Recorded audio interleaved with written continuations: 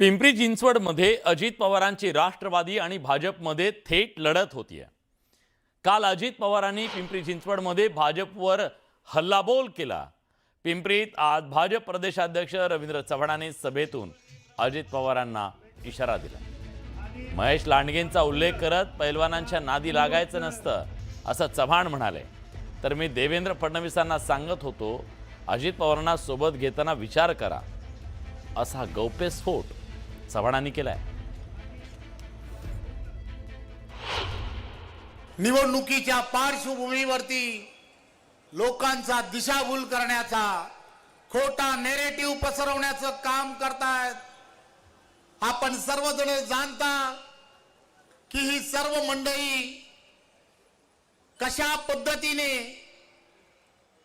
पद्धतीने आपल्या बरोबर जोडली गेली।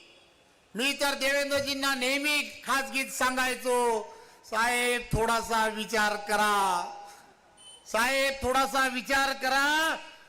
पुणे आणि पिंपरी चिंचवडचे कार्यकर्ते हे मला रोज सांगतायत।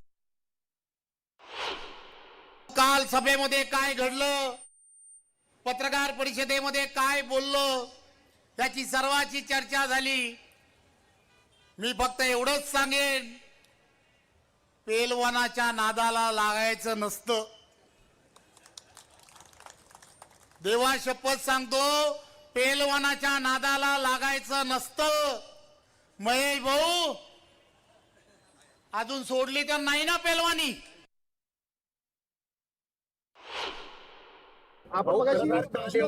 गंभीर आरोप या ठिकाणी केले। काही लोकांना सोबत घेऊ नका, आता सोबत घेतलं तर पश्चाताप होतोय का? हो, कार्यकर्ते रोज मला सांगतात, प्रदेशाचा अध्यक्ष आहे त्यामुळे ते सांगण्याचा प्रयत्न केला।